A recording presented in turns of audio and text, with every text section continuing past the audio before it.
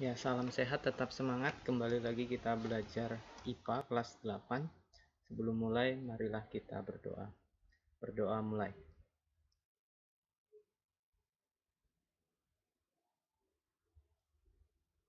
Selesai.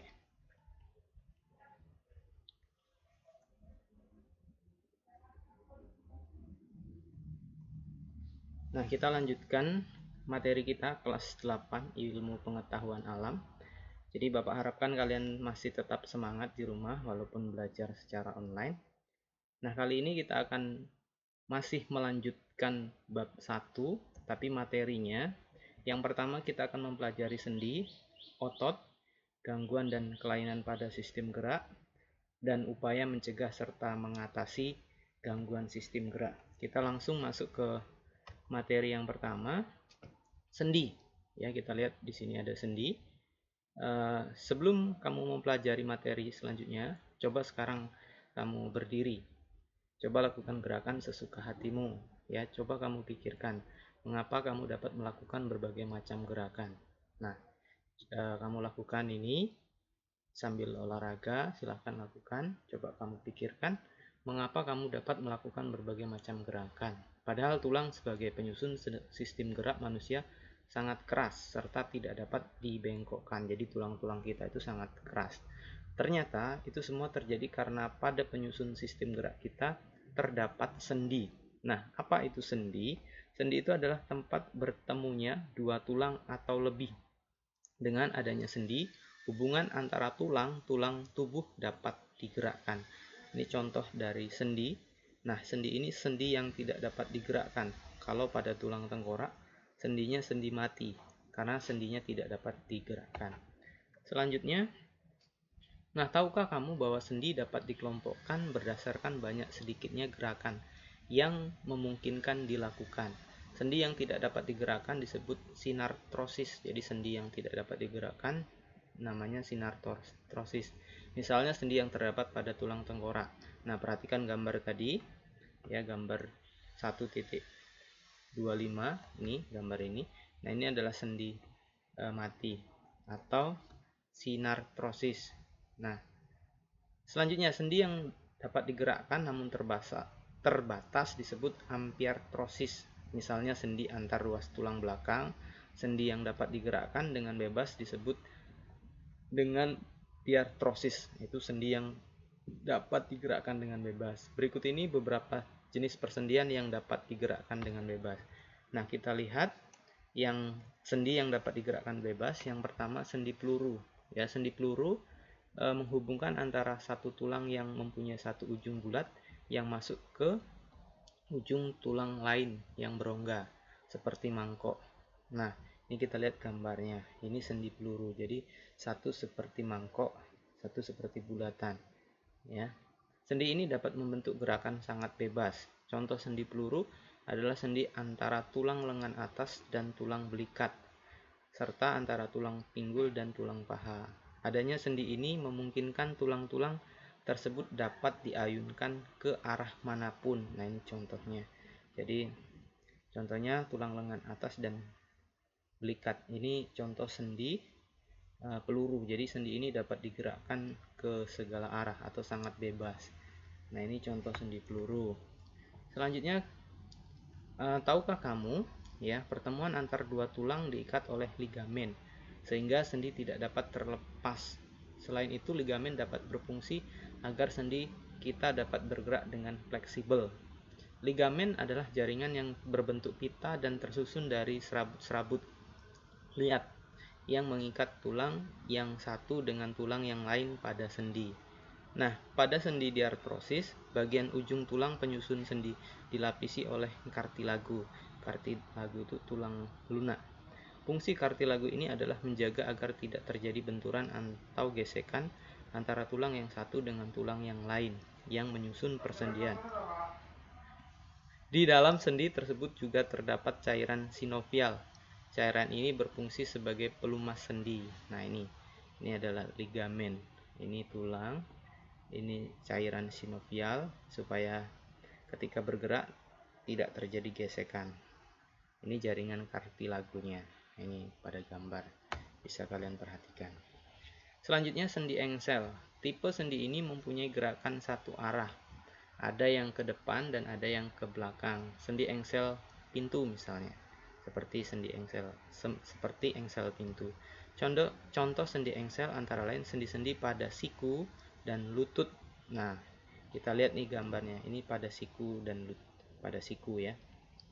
Nah, jadi sendi ini mempunyai gerakan satu arah. Sendi ini memiliki ruang gerak yang lebih sempit dibandingkan sendi peluru. Jadi hanya satu arah pergerakannya. Kita lihat selanjutnya sendi putar. Pada sendi putar, salah satu tulang berfungsi sebagai poros. Jadi kalau sendi putar ini salah satu tulang berfungsi sebagai poros dan ujung tulang yang lain berbentuk cincin yang dapat berputar pada poros tersebut. Contohnya adalah persendian yang terdapat di antara tulang tengkorak dengan tulang leher. Nih, ada gambarnya tulang tengkorak dengan tulang leher. Jadi ini sebagai pusatnya tulang aksis ini atau tulang atlas ini, dan ini sebagai tulang yang bisa berputar ya, sebagai cincin. Nah, sendi tersebut memungkinkan kepala kita dapat memutar, mengangguk, serta menggeleng. Nah, ini untuk sendi putar. Selanjutnya kita lihat sendi pelana, pertemuan antara dua tulang yang berbentuk seperti pelana, disebut dengan sendi pelana. Sendi ini dapat menggerakkan tulang ke dua arah, yaitu muka belakang dan ke samping. Contoh sendi ini adalah pada pangkal ibu jarimu. Nah, ini ya contoh sendi pelana. Selanjutnya sendi geser. Sendi geser itu menghubungkan antara dua tulang yang memiliki permukaan yang datar. Prinsip kerja sendi ini adalah satu bagian tulang bergerak menggeser di atas tulang yang lain. Ini gambar 1.3.1 ini adalah sendi geser ya, tulang pergelangan tangan atau karpal. Ya, sendi geser juga memungkinkan tulang bergerak ke depan dan ke belakang. Contoh sendi geser berada pada tulang-tulang pergelangan tangan dan tulang pergelangan kaki dan di antara tulang belakang. Sendi ini merupakan sendi yang paling sering digunakan dalam melakukan aktivitas sehari-hari, misalnya mengambil buku, naik tangga, makan, dan beberapa aktivitas lainnya. Nah, inilah sendi geser. Ini contoh gambarnya. Contoh pada pergelangan tangan kita. Nanti bisa dicek pada pergelangan tangan kita supaya kita dapat mengetahui sendi geser. Nah, selanjutnya otot. Nah, otot ini adalah sekumpulan sel otot yang membentuk jaringan. Jadi kumpulan otot atau kumpulan sel-sel otot membentuk jaringan. Otot ini fungsinya sebagai alat gerak aktif yang berfungsi menggerakkan tulang. Jadi otot itu alat gerak aktif, tulang alat gerak pasif. Sel-sel otot mempunyai kemampuan berkontraksi. Ya, bentuk sel otot memendek dan melakukan relaksasi kembali ke ukuran semula. Oleh karena itu jaringan otot disebut sebagai alat gerak aktif. Jadi otot itu sebagai alat gerak aktif. Nah, kita lihat pada manusia terdapat 3 jenis jaringan otot. Yang pertama itu otot rangka ya, otot rangka, otot jantung, selanjutnya otot polos. Nah, ini 3 jenis otot dan gambarnya. Nah, ini kita bisa lihat perbedaan antara otot rangka, otot jantung, dan otot polos. Nah, pada manusia ini kita lihat gambarnya otot pada manusia. Jadi otot itu mencakup atau memenuhi seluruh bagian tubuh kita dan dia menempel pada tulang kita. Selanjutnya otot rangka ya. Otot rangka adalah otot yang paling banyak terdapat di dalam tubuh kita ya. Jika diamati di bawah mikroskop, sel-sel otot rangka terlihat bergaris-garis melintang, sehingga otot ini juga disebut dengan otot lurik. Jadi sama dengan otot lurik. Jadi kalau nanti ketemu istilah otot lurik itu sama dengan otot rangka.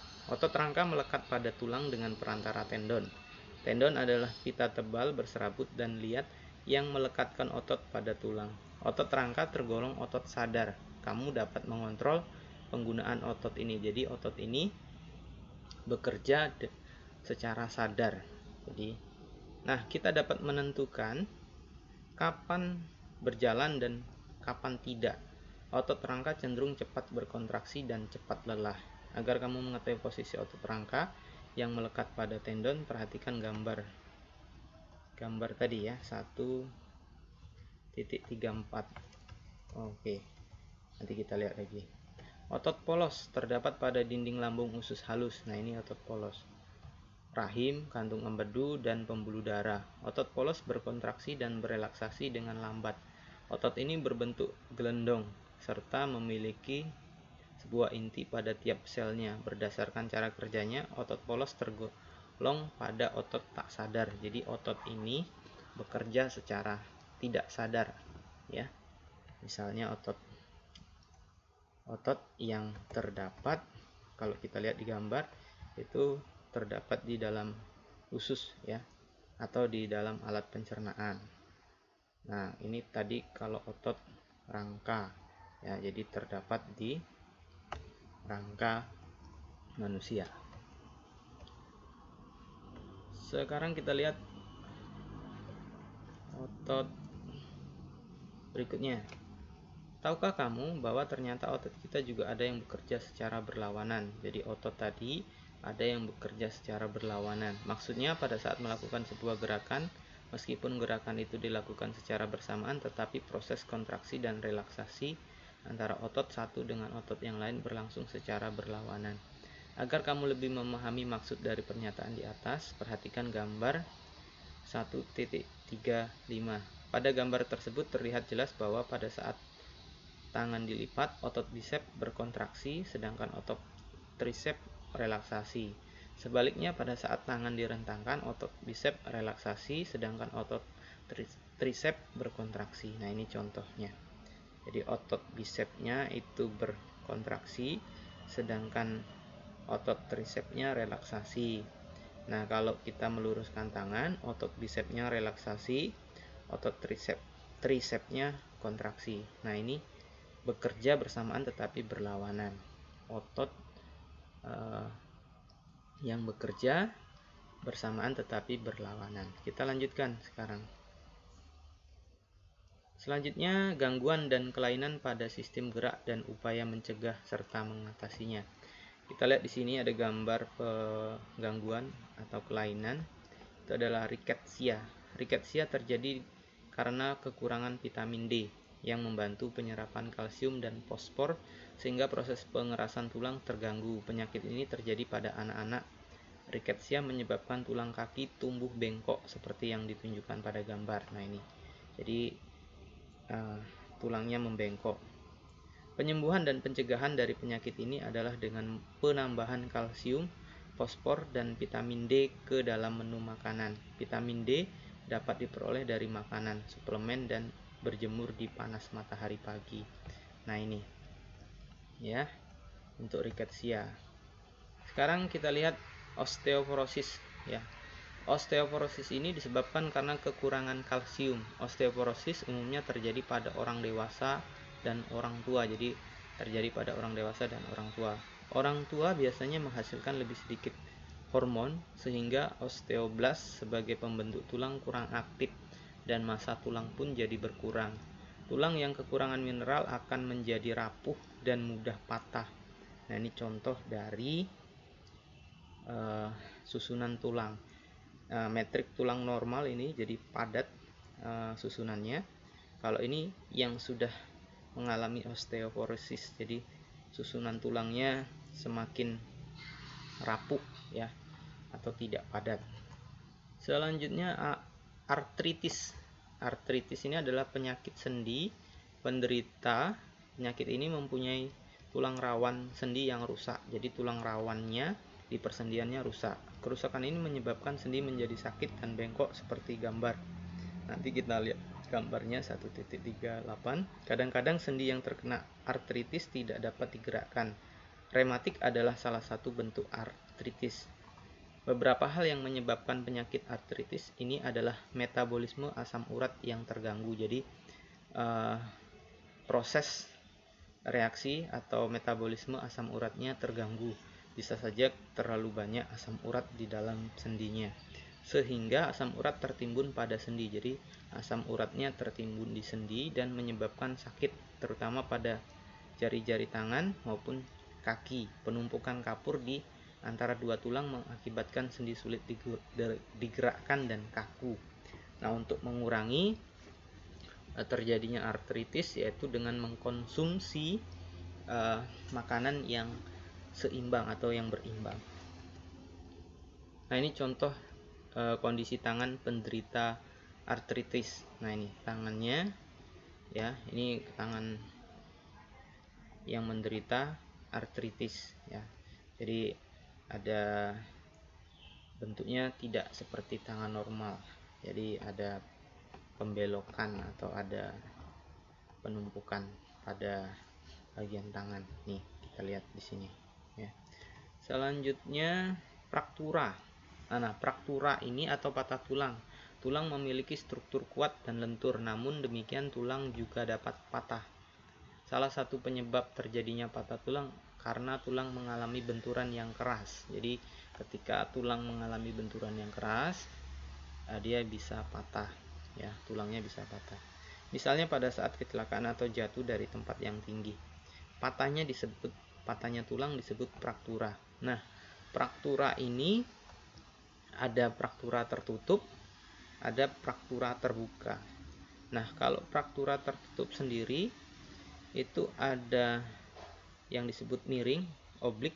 Ini frakturanya miring ya. Jadi retak, hanya seperti retak itu, patah di dalam ya. Terus komunikal. Jadi seperti hancur pada patahannya. Ada spiral, jadi patahnya spiral, berbentuk spiral. Terus ada patah tulang terbuka atau fraktura terbuka. Jadi tulangnya ini yang patah ini keluar kulit ya, jadi bisa terlihat oleh mata. Nah, itu jenis-jenis patah tulang. Selanjutnya kifosis, lordosis, dan skoliosis. Tulang belakang manusia yang normal tidaklah lurus tetapi melengkung. Agar kamu mengetahui, perhatikan gambar 1.40a. Ya, bentuk tulang belakang mempengaruhi bentuk tubuh. Cobalah amati bentuk badan teman laki-lakimu saat berdiri dan dilihat dari samping. Bagaimana bentuknya? Tulang belakang dapat mengalami kelainan. 3 kelainan tulang belakang yang umum terjadi adalah lordosis, kifosis, dan skoliosis. Nah, ini gambar dari orang normal. Ini orang normal bagian A. Ini kifosis ya, terus lordosis, dan ini skoliosis. Nah, nanti kita lihat satu-satu. Sekarang kita lihat satu-satu apa itu kifosis. Kifosis merupakan kelainan dengan melengkungnya tulang belakang yang berlebihan di bagian dada ke arah belakang, seperti gambar 1.40 ya. Nih, melengkung di bagian belakang. Ini kifosis. Penderita kifosis tubuhnya terlihat bungkuk. Kifosis dapat disebabkan karena penyakit misalnya TBC dan rickettsia atau kebiasaan duduk yang salah. Ini penyebab dari kifosis. Jadi tulang belakangnya di bagian dada itu ke arah belakang, jadi seperti membungkuk. Lordosis ini merupakan kelainan dengan melengkungnya tulang belakang yang berlebihan ke arah belakang, berlebihan ke arah depan di bagian pinggang, seperti gambar ini. Jadi di bagian pinggang ini mengarah berlebihan ke depan ya. Orang yang mengalami kelainan ini pinggangnya terlihat lebih menonjol ke depan. Lordosis dapat disebabkan karena perut penderita yang terlalu besar, misalnya karena hamil atau kegemukan, rickettsia, atau karena kebiasaan duduk yang salah. Nah, ini untuk lordosis ya. Lordosis ya, ini gambarnya. Sekarang kita lihat skoliosis. Nah, skoliosis adalah melengkungnya tulang belakang ke arah samping seperti ditunjukkan gambar 1.40d. Skoliosis dapat disebabkan oleh polio atau kebiasaan duduk atau posisi yang salah. Nih, jadi melengkung ya. Melengkungnya tulang ke arah samping kiri atau samping kanan, itu skoliosis. Selanjutnya kita lihat bagaimana upaya menjaga kesehatan sistem gerak pada manusia. Nah, setelah mengetahui beberapa gangguan atau jenis kelainan yang terdapat pada sistem gerak, maka kita harus dapat mengantisipasi agar tidak mengalami gangguan-gangguan tersebut. Nah, beberapa cara yang dapat kita lakukan untuk menjaga kesehatan sistem gerak kita adalah sebagai berikut. Yang pertama, meningkatkan kandungan kalsium dalam asupan makanan. Makanan yang banyak mengandung kalsium diantaranya susu, kangkung, kedelai, olahan dan olahannya, ikan salmon, kacang almond, dan brokoli. Yang berikutnya, berjemur pada sinar matahari pagi karena sinar matahari sangat baik untuk membantu pembentukan vitamin D yang sangat penting dalam membantu penyerapan kalsium dalam makanan. Nah, jadi kan kalian sekarang belajar online di rumah. Nah, kalian harus sering-sering keluar rumah, ya, keluar rumah untuk berjemur pada sinar matahari pagi. Tidak perlu lama, 10-15 menit cukup. Ya, pada saat istirahat, tidak belajar online, itu silahkan keluar, ya, berjemur. Ya, jam 9 sampai jam 10 pagi lah, itu bagusnya. Jadi kamu bisa berjemur, ya. Yang C, memperhatikan asupan vitamin D dengan makanan yang mengandung vitamin D. Makanan yang mengandung vitamin D antara lain itu telur, produk olahan dari kedelai misalnya tempe, tahu, minyak ikan, ikan berlemak, hati, sapi misalnya, dan udang. Nah, itu untuk asupan vitamin D-nya. Selanjutnya, memperhatikan aktivitas fisik yang cukup setiap harinya. Aktivitas fisik seperti jalan kaki, jogging, tenis, menaiki tangga dapat membantu terbentuknya tulang yang kuat dan memperlambat proses kerapuhan tulang pada tubuh. Jadi kalau misalnya kalian di rumah itu harus ada aktivitas jalan, jogging, atau yang lain, ya, kegiatan olahraga yang lain. Jadi ini bisa dilakukan di rumah. Menghindari kebiasaan sikap tubuh yang salah, misalnya dengan cara duduk yang benar, yaitu tulang belakang harus dalam posisi tegap, tidak membungkuk saat tidur, sebaiknya memakai alas yang datar dan padat agar posisi tulang tegap, ya. Jadi kalau kalian duduk, ya, ataupun tidur, itu posisinya harus benar, ya. Jadi tidak asal duduk atau tidak sembarangan duduk. Jadi posisi tubuh itu nanti menentukan bentuk tubuh kita. Ya, jadi kebiasaan atau sikap tubuh kita itu biasanya menentukan bentuk tubuh kita, ya, atau posisi tubuh kita. Nah, untuk materi kali ini cukup sampai di sini. Silahkan kalian pelajari di rumah, ya. Jadi belajar itu banyak cara, bisa dari buku cetak, bisa dari YouTube atau penjelasan Bapak secara langsung, atau dari sumber-sumber yang lainnya. Silahkan kalian catat poin-poin penting.